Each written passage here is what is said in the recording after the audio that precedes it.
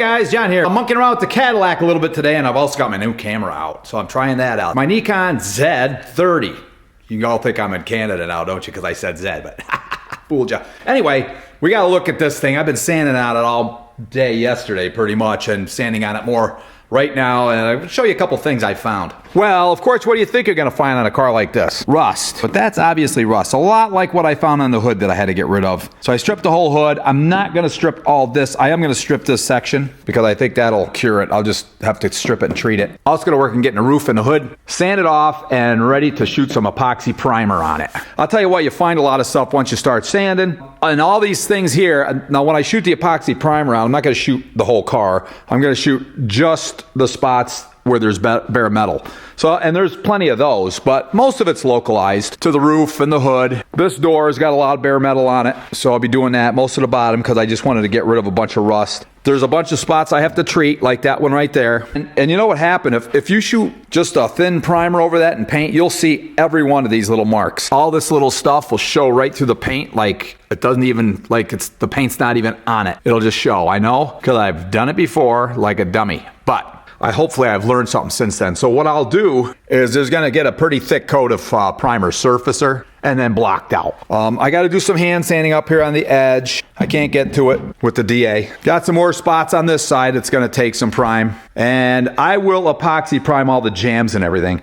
Now there's a lot of work, man. I can't tell you how much work this thing is. It's like a crazy amount of work. There's another thing that'll get some of the epoxy primer, all that bare metal. I got bare metal here. I've got some bare metal rusty spots up and under the doors. Gonna get all that. So it's just a ton of work. A day goes by like a flash. So if you took this to a shop to have them work on it, it would run into a few bucks. Not saying it's not worth it, but it would cost some money. I am going to fix the trunk after I get paint on it. I want to get paint on it and have it looking good, and that'll give you a little more ambition to keep working. And then get the interior going on it, you know, so it's all together. But I've got the whole thing pretty much, everything's tarped off inside. I'll be getting out the old shop vac here shortly with the bag in it and start sucking up this place because there is dirt and putty dust and all that stuff everywhere. I do have the putty sanded out pretty good. I think I'm pretty good on all the big spots. They're shaped out pretty nice. Everything's looking pretty creamy. So just a matter of getting the whole body sanded down so I can get primer on it. And the primer's kind of pricey, so I'm gonna get everything ready to do. I don't want to do a little spot here and then a couple days later do another little spot. I want to prime the whole darn thing all at once. Once I mix primer, it's getting primed. And then anywhere it's gonna get primer surfacer, which is pretty much everywhere, it's going to get primer surfaced, block sanded out. And Tim down at Napa also told me that you have to recoat within 72 hours. You have to scuff sand it after that point. Sanding isn't great with that stuff. It gets kind of gummy. So you don't want to get in a position where you do have to sand it back out. So anyway, guys, that's what I'm going to do. Get going on this thing. Uh-oh, my phone. Somebody's texting me. I better see who it is. Could be opportunity. You never know what you're going to find when you're sanding on a car. It's almost like archaeology. Yeah. Okay, see that red right there? I bet that's spot putty. Or primer, or the oxide primer they used to make, a lacquer spot primer or primer surfacer. So something has happened before on that spot. And then if you come around to this side, to the front fender, I find some more of it. Right here it is. You can see where I feathered it out. You can see that is a layer of something there. It's either spot primer, seems to be more here. So this car has been worked on in the past. I even noticed sanding that some of the paint sands in a different way than other parts of the car. This to me, it looks like this door was never really banged up too bad, or this door. We know that this quarter had damage because I had to refill that whole dented spot. Looks like I got it pretty square though. Pretty straight looking. Sanding, sanding, sanding. All right, so this spot here, I got going with the 80 grit. I noticed it just wasn't taking it down good enough, and I had this spot here with the rust. I showed you that. So I still see little pits in there. I'm gonna have to treat that. Didn't sand it all the way out. So over here, I'm sanding with the 40 grit, and this, where it broke through, you can feel all that. I can feel it, which means I'll be able to see it. Here's a low spot. You can see it in the putty. Over here's a couple little low spots. You see how they're like chatter from when I smeared the putty on. Now I can barely feel those, but I can see them. I can see that the sandpaper is not reaching the putty because it's a divot. It's a low spot. So gonna have to work this up a little more. I'm gonna hit this with 80 grit after I'm done grinding on it with, well, I gotta be careful with this camera. I'm pushing buttons I didn't even know were there. Anyway, so I'm gonna grind on this one with 40 grit, try to get most of this away, and then I'm gonna hit with 80 grit again. And eventually, I'll probably wait till after I prime, but that's gonna need more filler. just a little bit. I'll probably use spot putty. It's very, very shallow. Anyway, we're getting there somewhere, somehow. Anyway, this is like a layer of paint. I think this is the upper layer. Honestly, I can't tell anymore. And then this is a layer of primer right here, you can see. And then another layer of paint, which was probably the original paint. And then another layer of primer. I don't know, maybe it's like, well, looks to me like 2 paint jobs. The original and then a second one. But I don't know, we'll keep digging. This is a little bit like archaeology's. It's kind of amazing how quick the 40 grit wears out. And I really didn't dig into this to it too much. But once you do 40 grit and then I'm going to go to 80 grit, it kind of takes more material off if you go in successive steps with the sandpaper. I have learned that much. Okay, it looks like I'm going to war with this thing all of a sudden. I got a high spot here. You can see where I sanded through and I hit metal. So that's a little bit high there. I can feel it. I can just feel it slightly high. What do I do with that? I guess I could tap it down a little bit. Probably the metal will tap down a little, then I'll have to fill it. And here's another one, and this one's a little higher. I mean, I can feel that. It feels just like a little raised spot, and that's all gonna show. Now, I could decide to just paint over that stuff, but I don't think I'm gonna like the looks of it. So I'm probably gonna try to tap that down. You can almost see it deflect when I push on it. But it's not like an oil can dent. I'm just gonna see if I can tap it down a little bit. Okay, so I'm a little high here, and honestly, it's probably from welding over here. Probably swelled it, pushed it. I don't know, I'm not a metallurgist, but it's probably part of the reason why I'm showing up like a low spot here. Because right here is where the putty didn't get sanded at all because it's low. It's just a hair low, but this is a hair high. So I'm gonna see what I can do. I'm gonna try to give it a whack. Oh, I got a phone call. All right, I have my buddy Luke on the phone. He's gonna pop up and see what's going on. But anyway, before he gets here, we'll start beating on the car. So that just feels like a little high spot to me. I can feel it. I can feel it especially here. So I'm gonna just give it a whack. Oh boy. That does feel like I got it lower. Now this putty hopefully is flexible. It's not gonna crack and chip off. Another little whack right over here. Oh yeah, that feels better. I think I got it. But I'm gonna give it another little whack right here. If it winds up being low, I can always fill it up a little bit.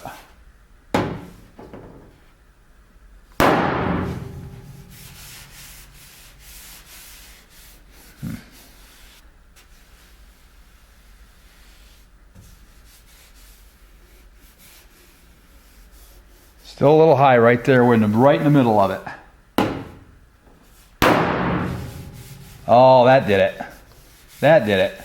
That feels good. That feels almost like I won't have to fill it. But I'm going to have to fill it a little bit. Once we shoot primer on that, it's going to show up again. I'll be able to see it and see what I have to do. Now, I've got the other one over here, right there. You just barely feel that. Let me zoom you guys in. Not a whole lot of zoom on this camera.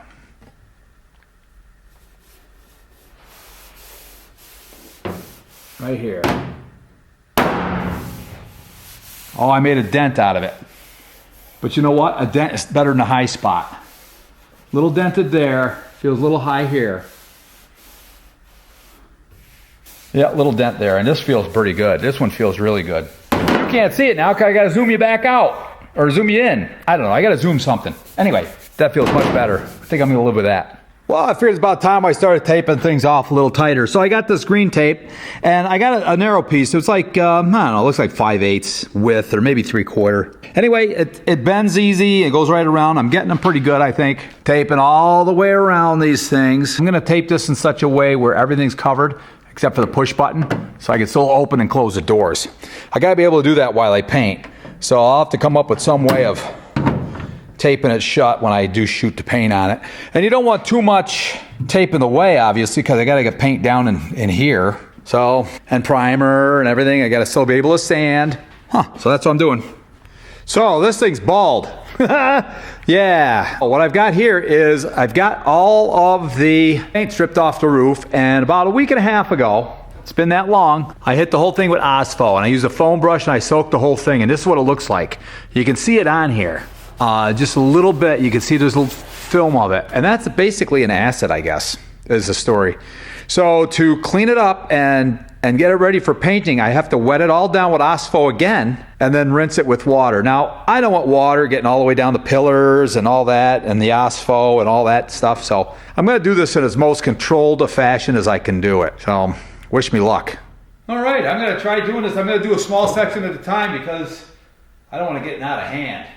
Okay, I got water in one sprayer and Ospho in the other. Let's see what happens.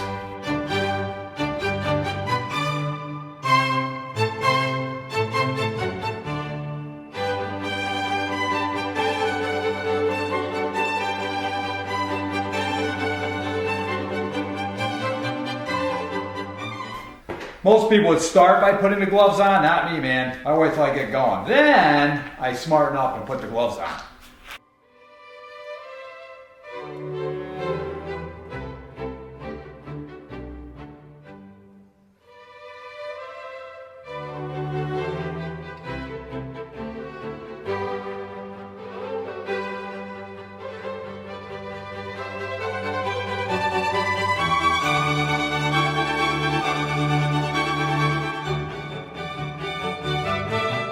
Wow, you can really see the difference. Look at the blue. I really think it's like gun bluing. I think it's the same stuff. I don't know for sure, but that's what it seems like to me. Now, this got really smooth and easy to clean off. So it looks like the Ospho diluted the old Ospho that was dried on there. And then I rinsed it off with water, and this is what I got. I got blue here. I also have blue in the hood, and I did that a couple weeks ago. A little bit of a science project. Hopefully it goes okay. So I'm going to do the back half of this now and get that cleaned up, and well, let's see what happens.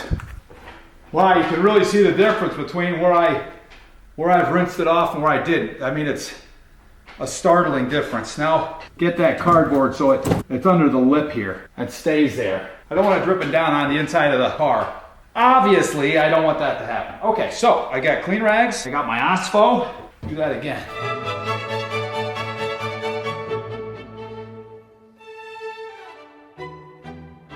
I'm also staying away from this putty I got over here. I really should have done this first, but hey, that's part of being a pro. Knowing what to do in the right sequence, which that ain't me.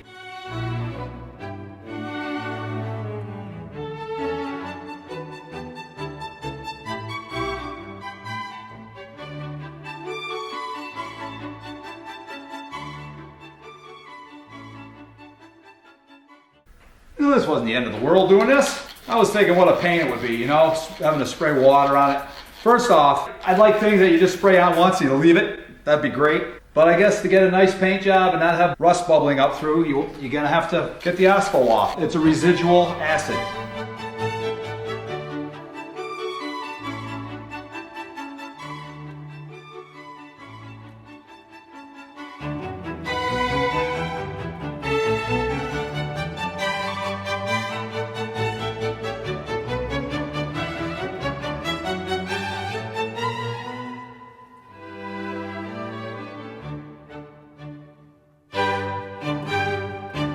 Alright guys, let me show you what this looks like. Thing looks like a blued gun barrel. Boy, I hope that's the right thing to do. Man, because if it isn't, I'm gonna be in a world of hurt with this thing, but I think we're okay. Hope. Well, there you have it. Looks like, there we go, focus in. Looks like it's been blued. I mean, it looks like I hit it with bluing compound, like a gun barrel. Looks like I'd have to do another coat or something to get it more uniform, but pretty cleaned up, and it's very silky. It's very smooth to the touch. Yeah, I know, I'm touching with my fingers. I think they're fairly clean. Well, they look filthy. But anyway, I don't think there's anything that's gonna bother it. I hope not. So what I'm gonna do is, and I got the hood too, I'm gonna do a couple more spots on this car and do a little rust treatment. Like over here, where is it? Wow, right here. I'm thinking treating is the thing to do. I'm just gonna treat this whole area. And then tomorrow I'll rinse it off, and I think tomorrow afternoon, late, I might be able to get this thing primed up. If I get the main body painted, then I'll be happy and more ambitious to finish up the rest of it. Because the last thing in the world you want to do is take a project like this, tear it all apart in your garage, hang it in the rafters, and never get back to it. So anyway, looks like a pretty full day for Johnny today. Hope you guys enjoyed that video. Like, share, subscribe, all that fun stuff. And we'll see you guys on the next one.